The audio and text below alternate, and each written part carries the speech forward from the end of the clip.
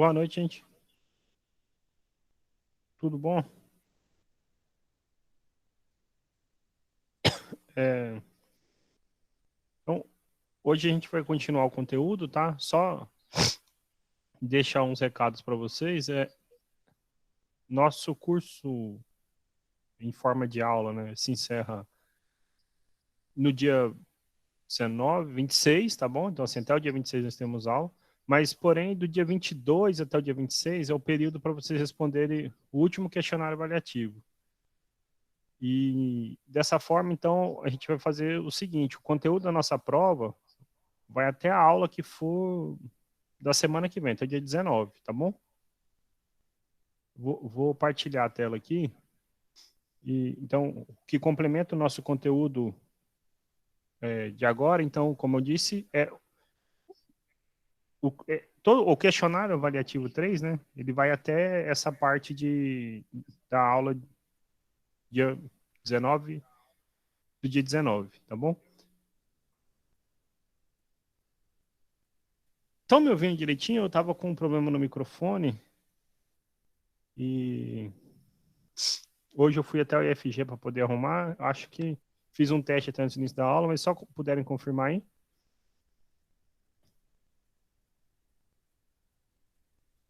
O Miguel perguntou se eu vou pegar alguma matéria de matemática semestre que vem. No curso superior, então, vou pegar cálculo 1 de novo na química, tá? E nós vamos ter uma troca de professor substituto com o semestre em andamento, aí não vai afetar já vocês que estão no cálculo. É a disciplina de matemática elementar do BSI. Em julho ela vai ser transferida para mim. Mas essas duas do superior, tá bom? Então, o cálculo 1 semestre que vem será comigo novamente. Normalmente a gente faz uns 2 semestres, cada professor com a disciplina, depois inverte para evitar qualquer dor de cabeça, né? Aí assim, a gente permuta entre os professores, então eu peguei cálculo 1, pego no próximo semestre, daí no seguinte algum outro assume e assim vai, tá bom? É, na última aula, então, a gente tinha iniciado a sessão que era para falar sobre o teorema do valor médio, que é um teorema muito importante para a gente, junto com os testes da derivada, da primeira derivada e da segunda derivada, compõe o final, né, a parte final dessas aplicações de derivada que nós vamos ver, tá? Esse teste das derivadas que a gente vai falar na semana que vem, eles são o que nos ensinam, eu comentei rapidamente em umas aulas para trás, como, por exemplo, esboçar o gráfico de funções ou coisa do tipo, tá? Então, antes de falar sobre esse tópico, nós vamos falar sobre o teorema do valor médio.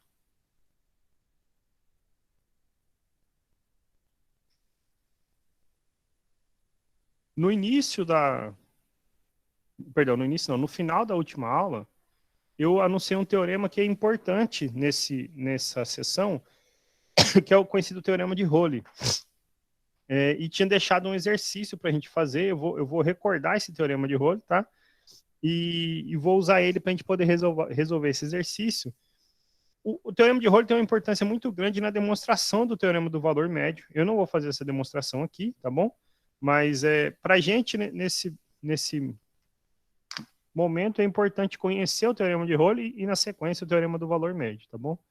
Então, esse início ele tinha sido abordado na aula passada e o exemplo ficou para resolver. Eu vou resolver esse exemplo e a gente fala, então, sobre o teorema do valor médio.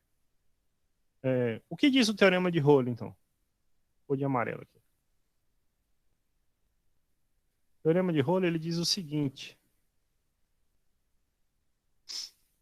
se você tiver uma função que satisfaça três hipóteses dadas, seja contínua no intervalo fechado, derivável no intervalo aberto e o valor dos extremos coincidam, então ele disse que existe um ponto que está entre esse intervalo A e B, de modo que a derivada se anula nesse ponto, ok? Então, seja f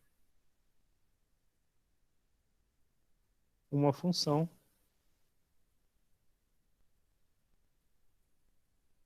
satisfazendo essas hipóteses que eu anunciei. Isso eu tinha escrito na aula passada, tá bom? A primeira é que ela é contínua, no intervalo fechado. Em um intervalo fechado AB, ok? A, ficou parecendo um 0, é um A. AB, ok?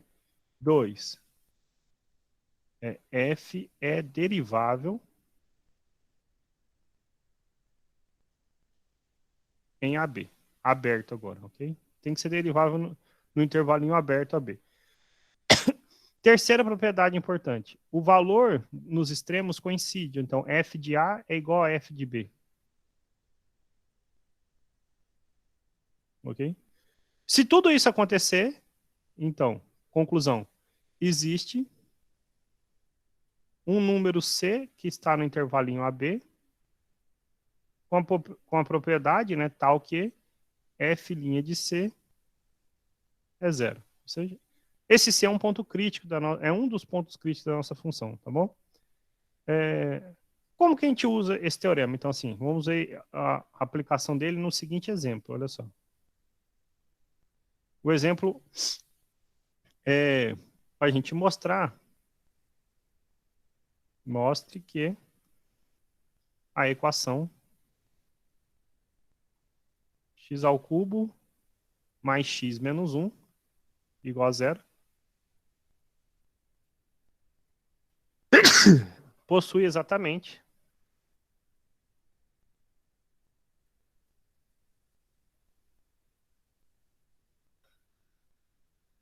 destaquei até isso exatamente, uma raiz real.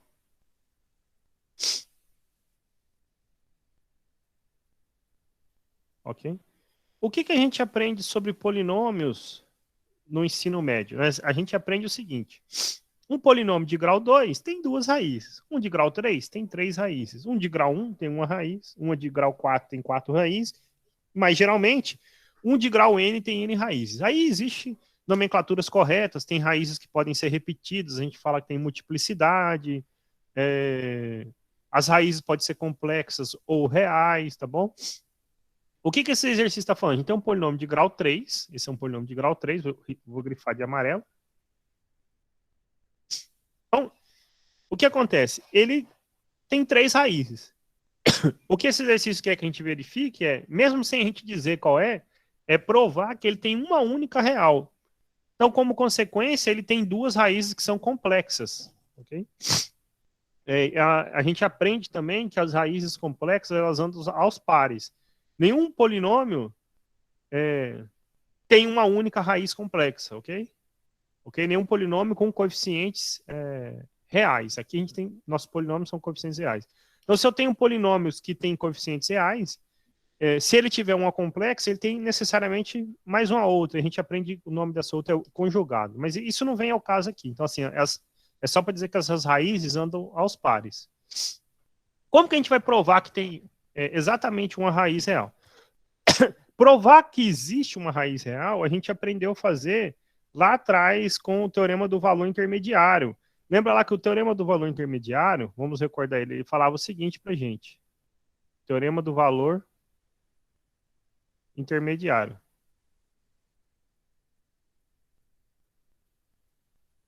O que o teorema fala? Se você tivesse uma função contínua, no intervalinho fechado, digamos A e B, então a função assume todos os valores entre f de A e f de B, ok?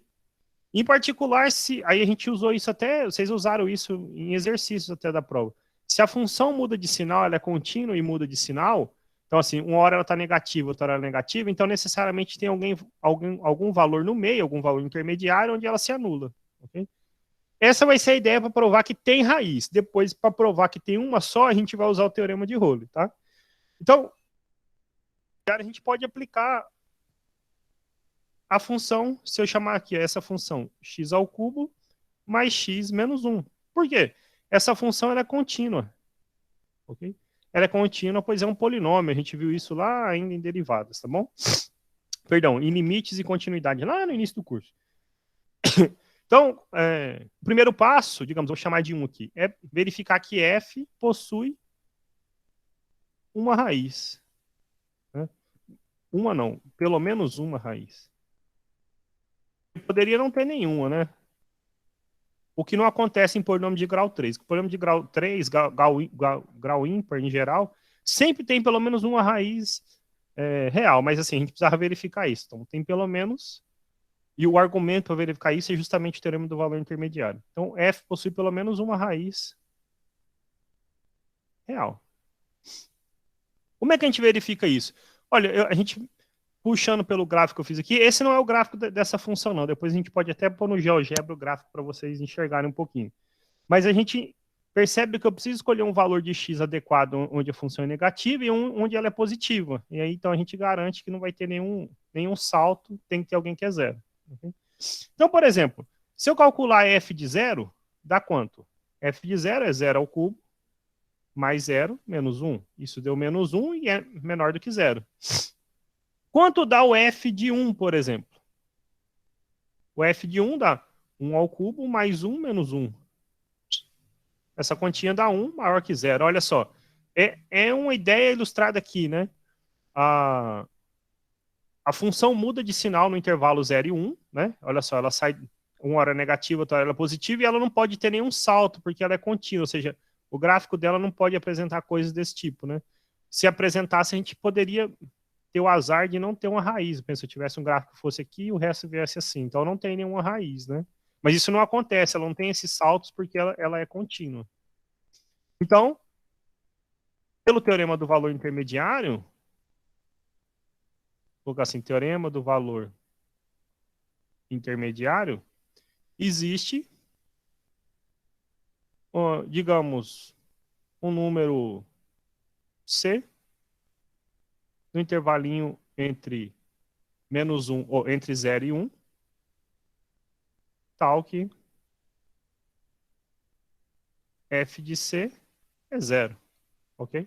Então, o que a gente acabou de dizer aqui, na verdade? A gente acabou de concluir que, então, existe um número real, está entre 0 e 1, eu não sei qual é, ok? Então, a gente provou que existe um valorzinho real, né? Um C pertencente a 0 e 1. Vou destacar aqui C, um número real, tal que a C ao cubo mais C menos 1 é 0. Ou seja, isto é, C é raiz, é uma raiz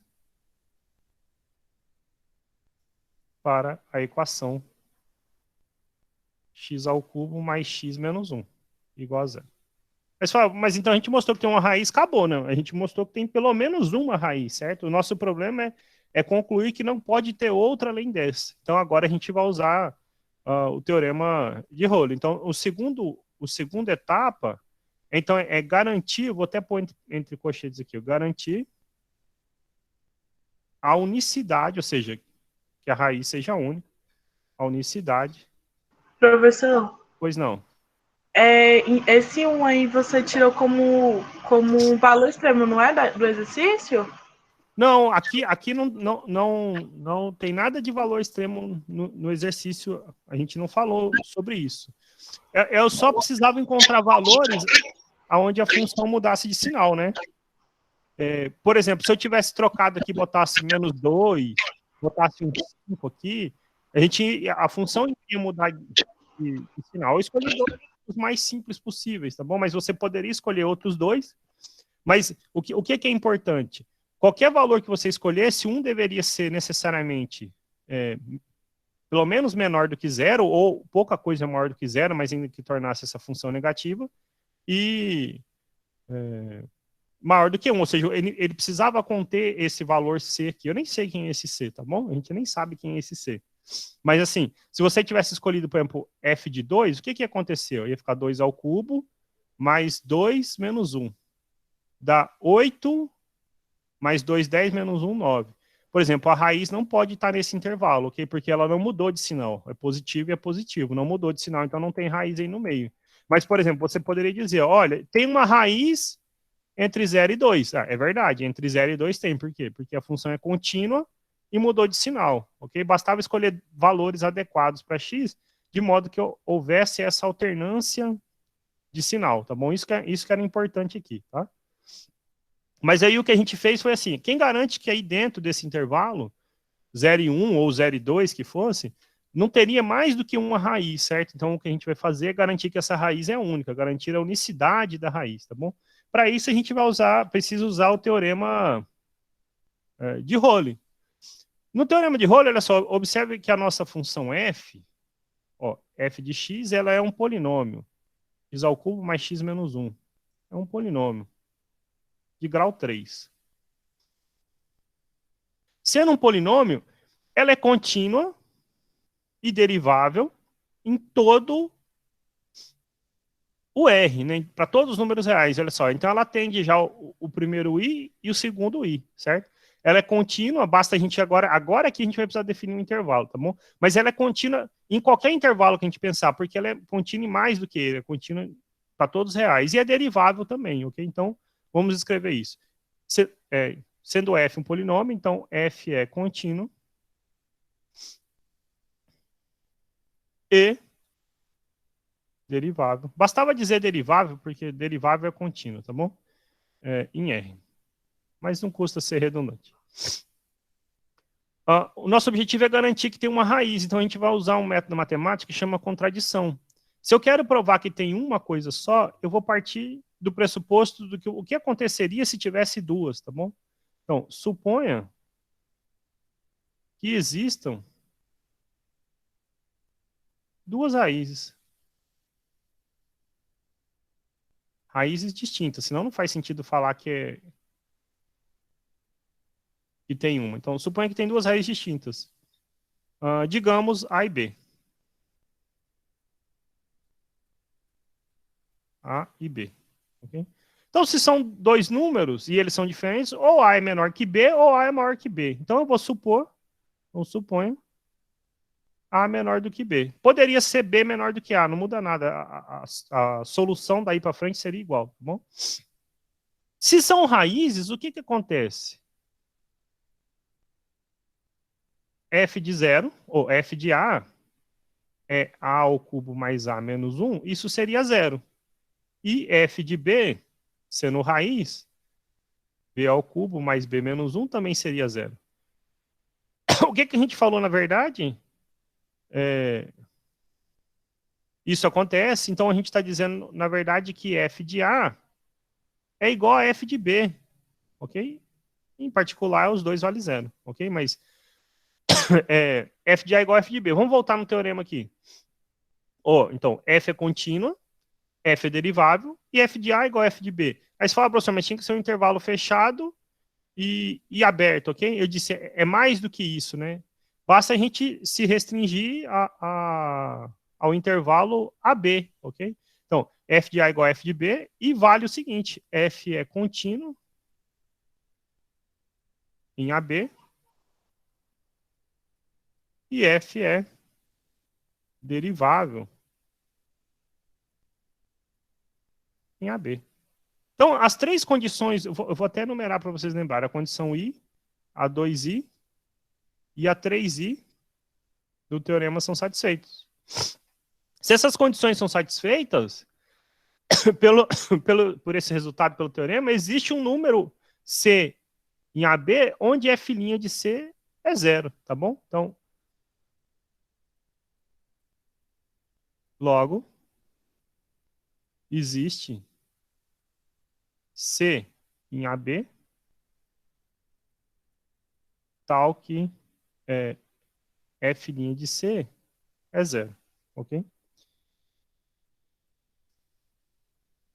Bom, o que é a derivada da nossa função? Recorde que a nossa função ela é x ao cubo mais x menos 1, tá bom? Então, vou até escrever aqui, ó, a nossa função f é x ao cubo mais x menos 1. O que é a derivada dela? A derivada dela é a derivada de x ao cubo, é 3x ao quadrado. A derivada de x é 1, ok? E nós estamos dizendo que existe uma raiz para isso, ou seja, tem uma solução para esse problema, e esse problema é uma equação de segundo grau, que a gente sabe resolver.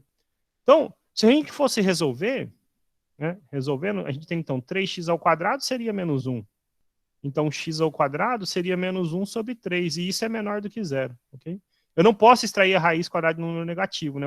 O quadrado de qualquer número é sempre positivo. E aí está dizendo que existiria um número real, C, onde o quadrado dele seria negativo, ok? Isso não pode, uma contradição, tá bom? Qual é a contradição? Qual é o absurdo que aconteceu aqui? Aconteceu porque a gente supôs que tinham duas, ok? Se essas duas existissem, a gente encontraria um número real C, onde o quadrado dele seria negativo. Isso não pode acontecer, ok?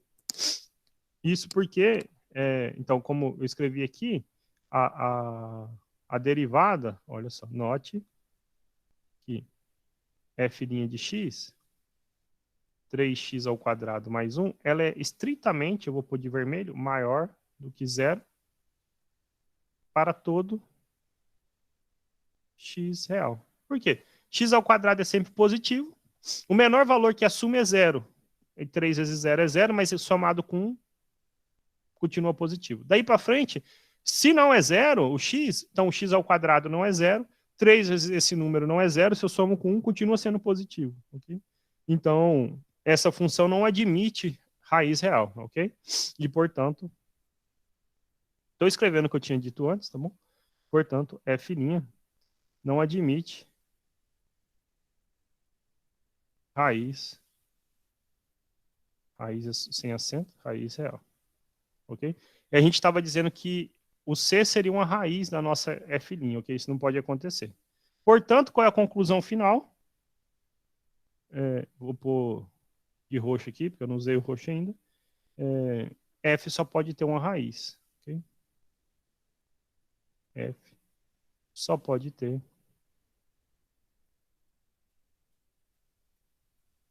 uma raiz real. Deixa eu pôr o gráfico dela para a gente poder enxergar isso no gráfico, tá bom? Essa foi uma solução algébrica que a gente fez, tá? Para garantir que essa função tem uma raiz. Quando a gente tem um dispositivo que nos permite fazer um gráfico, a gente visualmente enxerga isso, tá bom? Mas provar que tem uma única raiz é feita dessa maneira, tá bom? Deixa eu parar a apresentação e mostrar o GeoGebra para vocês.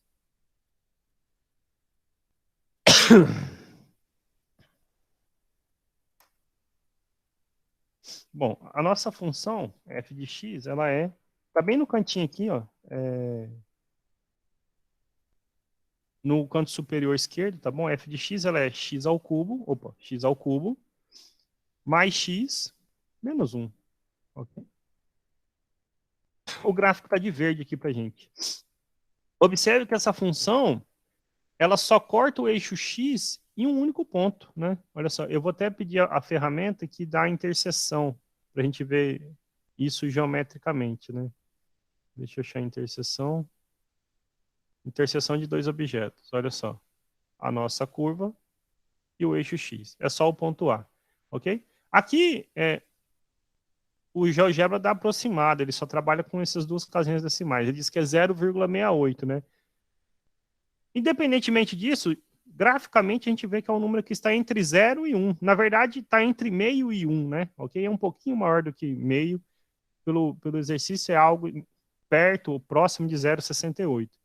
Lá na nossa solução, a gente não estava preocupado se era 0,68, se era 0,69, 0,67,0675, né, 0,675, mas sim em determinar uma região onde poderia acontecer. Observe que a nossa margem de segurança foi entre 0 e 1. Como eu disse, você poderia pegar algo, por exemplo, menor, menos 1 e 2, ainda assim você ia dizer que tem uma só ali. O que não serviria de resposta quando eu escrevi lá o 1 e o 2, eu seria limitar entre 1 e o 2, porque aqui não há mudança de sinal. Observe que entre 1 e 2, a função é sempre positiva, né? Olha só, está sempre na parte de cima. Se eu pego para menores do que este 0,68, então, por exemplo, meio aqui para trás, a função é sempre negativa. Então, se eu pego, por exemplo, meio e menos 3, não serviria para a gente analisar como intervalo, porque a função seria negativa, não ia mudar de sinal. A parte importante para determinar o intervalo foi achar essa mudança de sinal, tá bom? Vou parar de partilhar aqui para voltar lá na telinha e partilhar para vocês.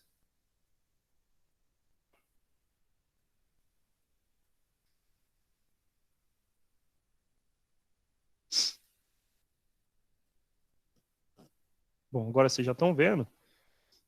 Como eu falei, então a gente falou sobre o teorema de Rowley, ficou boa parte da aula fazendo esse exercício, e agora então eu vou enunciar o teorema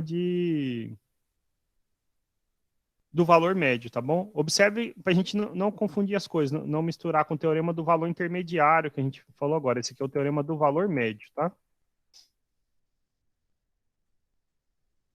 Só estou pondo uma reguinha aqui para fazer a divisão.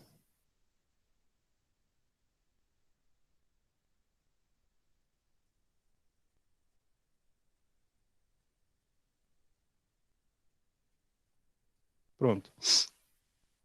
Vou aproximar mais a tela.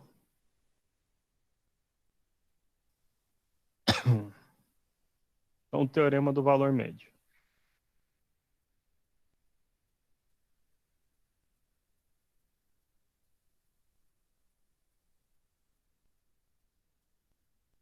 Teorema do valor médio, então, nós vamos pegar uma função e o que é importante para a gente aqui?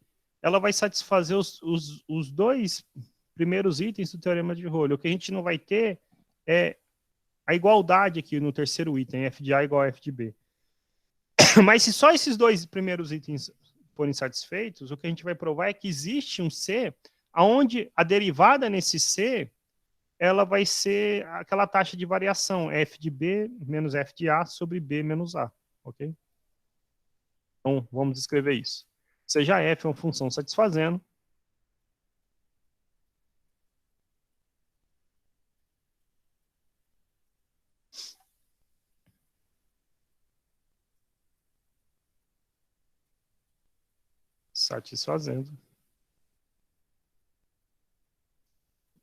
os dois primeiros itens. Então, o primeiro item é f contínua no intervalo fechado AB. Em AB. 2i, f é derivável no intervalo aberto AB. Ok? Se esses dois itens acontecem, então, observe que é mais forte, né? Porque tem menos restrição. A outra tem uma restrição a mais, né? F de A coincidir com F de B, tá bom? Então, existe C pertencente ao intervalo AB, tal que F' de C é F de B menos F de A sobre B menos A. Observe que no teorema de Rowley, se o F de B é igual ao F de A, então F de B menos F de A é zero, 0 dividido por B menos A é zero, então ele satisfaz o outro, tá bom? Então, ele tem menos restrições, então é um resultado mais amplo. Ele, nesse sentido, generaliza o teorema de Rowley, tá? Às vezes vocês podem ver no livro, deixa eu pôr observação, o teorema do valor intermediário pode vir escrito assim também, não há problema algum, ó. F de B menos F de A, né? F' de C vezes B menos A, ok? Só passei esse B menos A multiplicando. É uma outra maneira de enunciar ele, tá? Não há mal algum nisso. Olha só. O nosso objetivo, então, é fazer agora um exemplo para isso. Eu vou pintar um gráfico aqui do livro. Só abrir a página do livro, página 259. Nosso objetivo, então, é pegar uma função e ir atrás de analisar esse teorema do valor médio nessa função. Okay? Qual vai ser a função que a gente vai pegar? É a função f de x igual a x ao cubo. Ou x ao cubo menos x, no intervalo fechado de 0 a 2, tá bom? Então, exemplo. Imagina que a nossa função, então, seja x ao cubo menos x, e a gente queira analisar no intervalinho fechado 0, 2, ok? De novo, esses exemplos a gente costuma dar, são bem simples, essa função é um polinômio, ok? Então, f é um polinômio. Portanto, ela é contínua em 0,2 e derivável em 0,2 é mais que isso, ela é contínua em R, derivável em R, então eu não vou escrever que ela atende os dois itens, tá bom? Mas fica subentendido. E pelo teorema do valor intermediário, a gente vê, então, o seguinte, né? Não, perdão, pelo teorema do valor médio,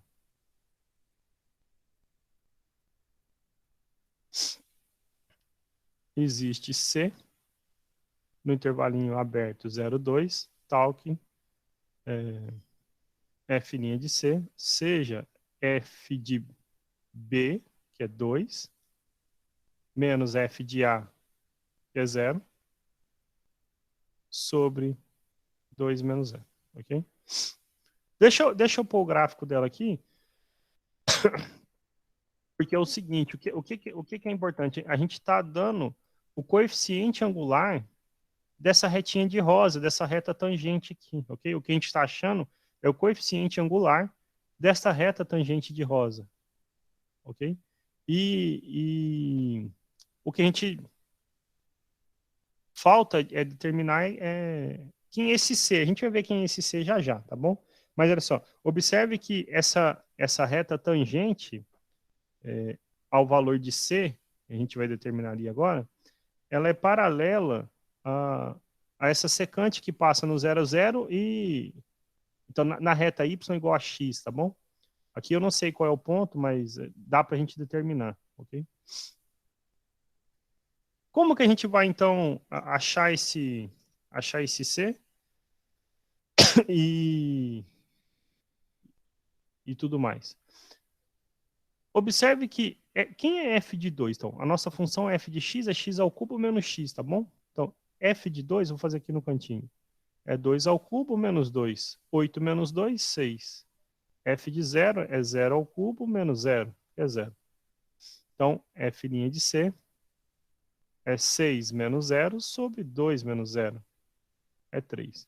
Então, o coeficiente angular dessa reta é 3, tá bom? A gente consegue descobrir quem é o C nesse caso? A gente consegue. Observe que a gente sabe que é alguma coisa menor do que 2, pelo que está aqui no desenho, tá bom? Mas como é que eu poderia descobrir esse C se fosse do nosso interesse? Olha só, a derivada da função x ao cubo menos x, ela é 3x ao quadrado menos 1, ok? E você quer que isto seja igual a 3, ok? Por quê? A f' de C vale 3. Se a f' vale 3x menos 1, para eu determinar quem é o C, é só resolver essa equação. Então, eu fico com 3x ao quadrado igual a 4.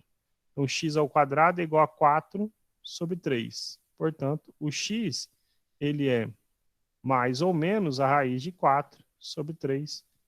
Portanto, mais ou menos 2 sobre raiz de 3, ok? No nosso caso aqui, pelo gráfico, C positivo, tá bom? A inclinação da curva está para cá. Se fosse no negativo, então estaria assim uma curva aparecendo para o lado de cá, que a gente não desenhou, tá bom?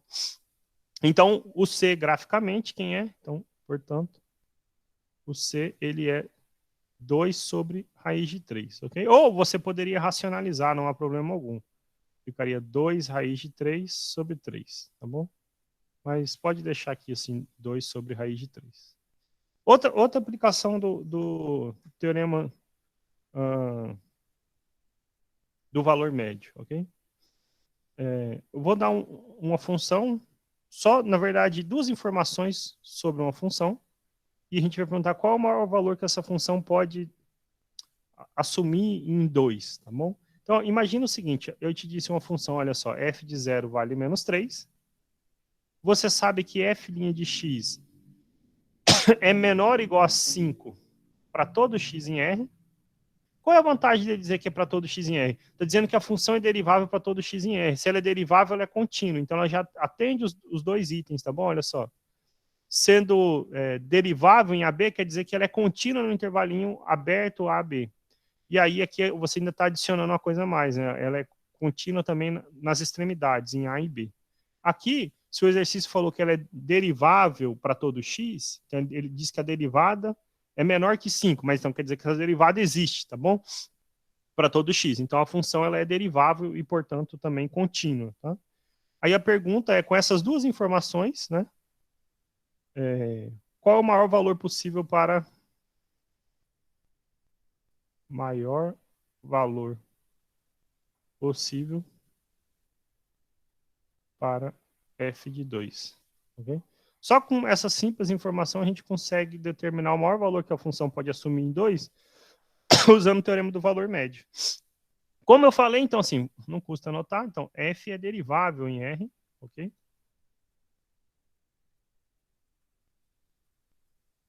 Em particular, é contínuo, tá bom?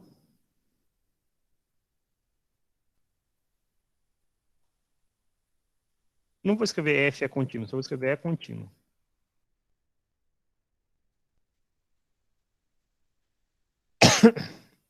O que a gente vai fazer, ó, nós temos informação sobre zero, ok? O que a gente vai fazer é aplicar o teorema do valor médio, tá bom? TVM, teorema do valor médio, foi o que a gente anunciou na aula de hoje, ó. Teorema do valor médio. Esse do valor intermediário que a gente usou, vocês podem ver às vezes em algum livro TVI, teorema do valor intermediário, tá bom? Eu evito usar sigla, mas assim eu só ganho tempo aqui nesse caso de escrever. No intervalo fechado, 0,2, ok? Observe que como f é derivável em R, f é derivável em 0,2. Em particular, é derivável em 0,2 aberto. Como f é contínuo em todo R, f é contínua no intervalo fechado 0,2, ok? Então, atende os dois itens do teorema do valor médio. Então, pelo teorema do valor médio, existe o quê? Um número C pertencente ao intervalinho aberto 0,2, tal que f' de C vale isso aqui, ó. F de 2, que é o nosso B, menos f de 0 sobre 2 menos 0. O que é legal? Nós sabemos que f' de x é no máximo 5. Para todo, se é para todo x, como C é um número real, f' de C tem que valer também no máximo 5, ok?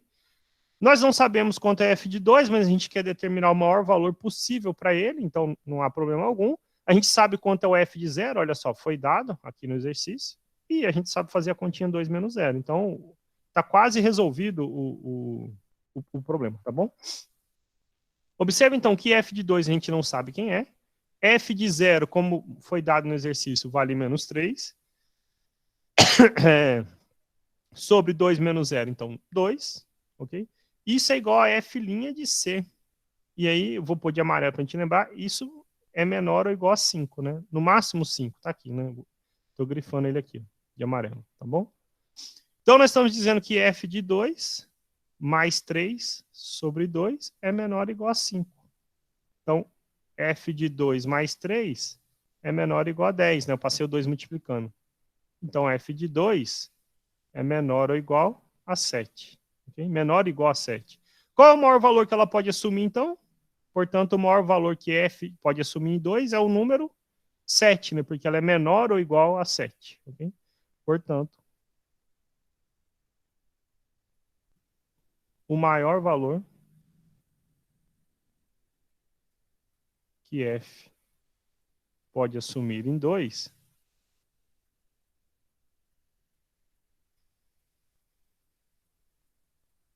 é 7. Ok?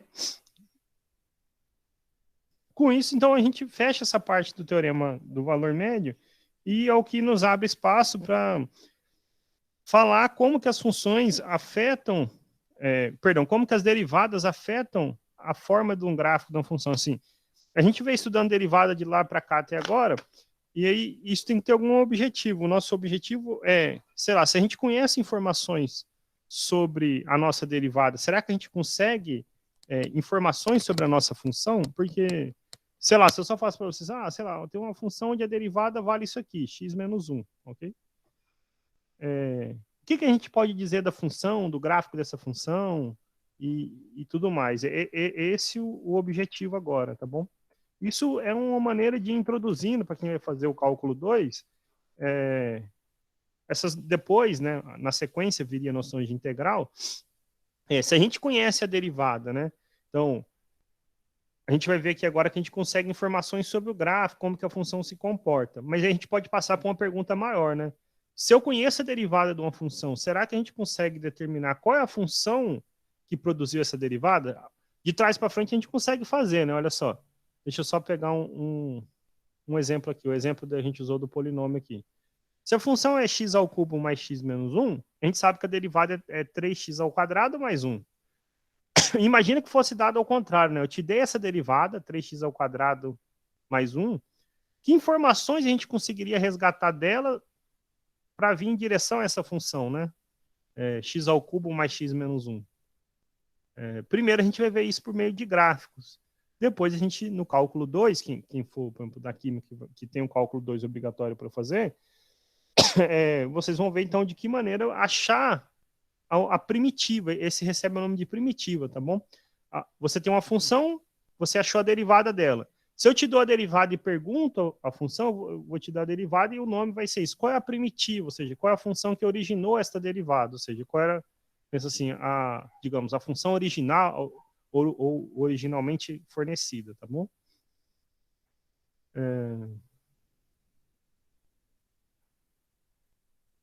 Deixa eu só pôr uma observação aqui.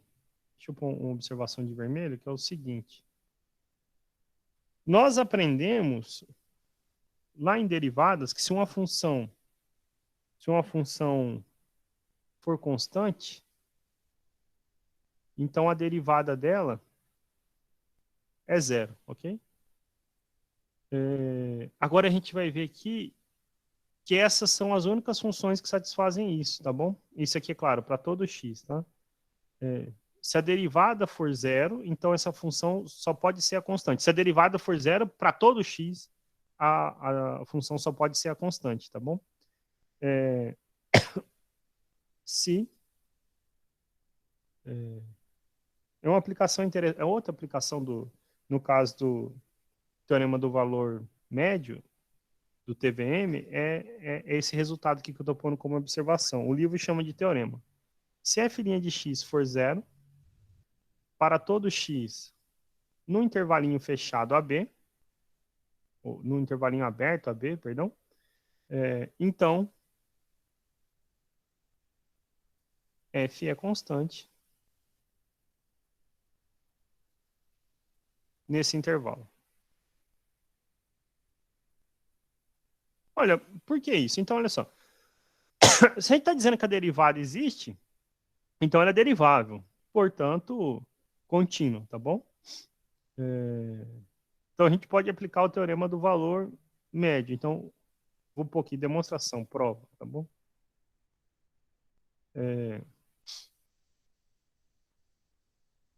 F é derivável em AB.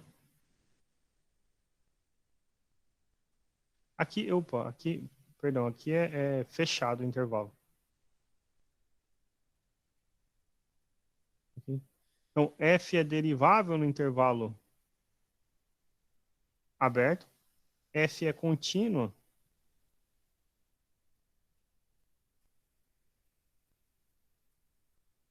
Na verdade, ela é mais, ela é derivável no intervalo fechado, tá? Mas, assim, os dois é o suficiente para o teorema do valor médio, tá bom? Então, pelo teorema do valor médio, TVM, existe, agora sim, um Czinho em AB, tal que F' de C é quem? F de B menos F de A sobre B menos A. Okay? Melhor. Então, melhor, olha só. Então, existe C em AB. Mas lembra aquela ideia que eu falei lá do intervalo?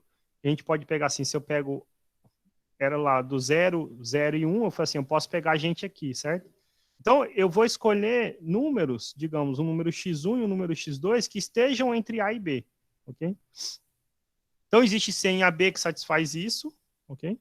Em particular, para eu poder encerrar a aula hoje, em particular, se a gente pegar, então, um número x1, que seja um pouquinho maior do que A, menor do que um x2, este, por sua vez, menor do que B, eles também satisfazem essa relação. Esse C vai satisfazer isso. F' de C é quem? F de x1 menos F de x2 sobre x1 menos x2. O que é importante aqui? O x1 e o x2 são diferentes, ok? Mas, informação do exercício, olha só. F' é sempre zero, ok? Então, em particular, F' de C é zero. Então, nós estamos dizendo que quem? F de x1 menos F de x2 sobre x1 menos x2 é F' de C que é zero. Como x1 é diferente de x2, o denominador não é zero. O nosso numerador precisa ser zero. Então, F de x1 menos F de x2 é zero. Qual é a conclusão? Que o F de x1 é igual a F de x2. E o que isso significa? Nós pegamos dois valores quaisquer entre A e B e a gente verificou que a função sempre coincide nesses valores. Então, a função só pode ser uma, a constante nesse valor, ok? Nesse intervalo. Então, F é constante, CTE de constante, tá bom? Em AB. Ok? Com isso, então, a gente fecha a aula de hoje. Vou voltar aí para a sala, caso alguém tenha alguma pergunta, algum comentário. E aí, na próxima aula, então, a gente vai falar justamente do que eu vinha comentado aqui antes, né? De que maneira que os gráficos, né, afetam perdão, que as derivadas afetam o gráfico da nossa função e, em particular, como que afeta a nossa função, tá bom? Estou aqui Boa noite, professor. Pois não? Boa noite, eu vou sair, professor. Eu preciso sair que eu tenho que fazer uma atividade aqui agora. Sem problema. Obrigado pela Obrigado. aula. Então, a chamada já está sendo realizada automática, não há problema algum sair. Eu vi que o Marcos falou que está travando. Pode ficar tranquilo, Marcos, porque eu disponibilizo a gravação, né? Então, assim, o que não ficou claro, você pode assistir novamente, ou então me procurar para poder tirar as dúvidas, tá?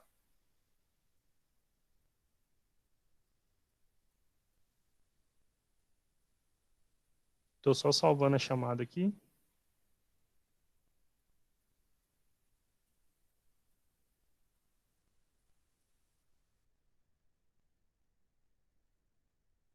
Pronto, tá salva, a chamada está salva. Alguém tem mais algum comentário, algum falar? Boa noite, Raimundo. Lembrando, gente, que é importante, tá? O nosso conteúdo vai até a aula da semana que vem, tá?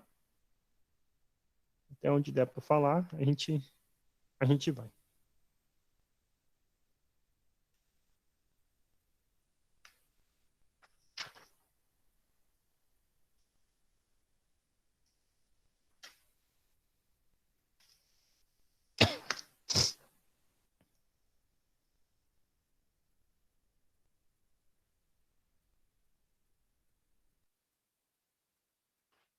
Genô, Pois não?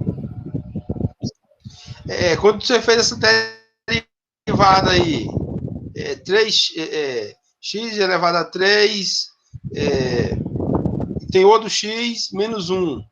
Sim. Por que ficou 2? Só voltar aqui, só um pouquinho. Aqui está falando, né? A derivada, é isso?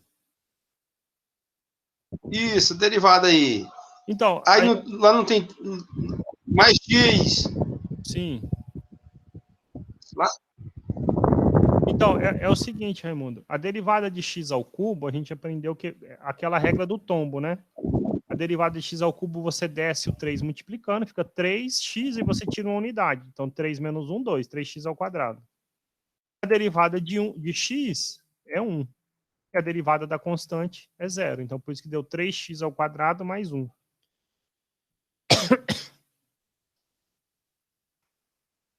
Entendido essa parte aí?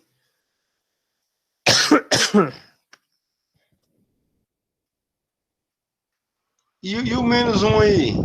Então, o menos 1 é uma constante, né? A derivada da constante é 0. Se fosse menos 1, a derivada, como é? A derivada seria 0. Ah, não, agora entendi. Se fosse um 2, a derivada seria Não, 0. entendi. Qualquer número, tá bom?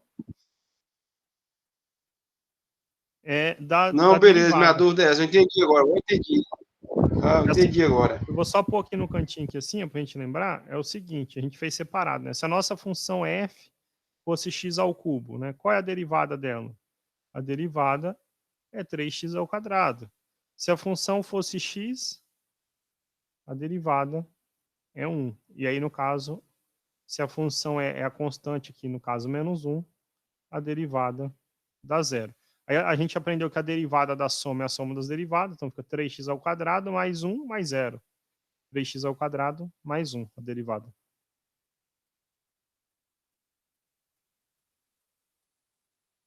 Entendido?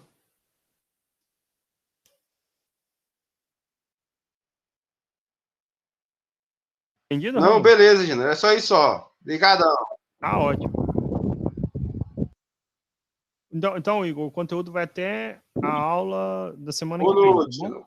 Boa noite, Ramon. Vai até a aula da semana que vem, tá bom?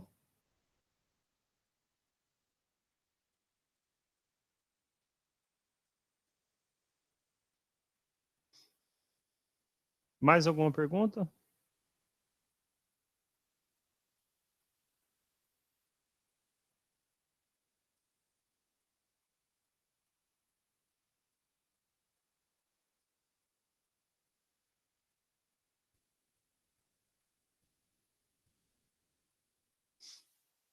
Tá bom, gente. Se ninguém tem mais nenhuma pergunta, eu vou encerrar a aula, vou parar a gravação, mas me mantenho à disposição, tá bom?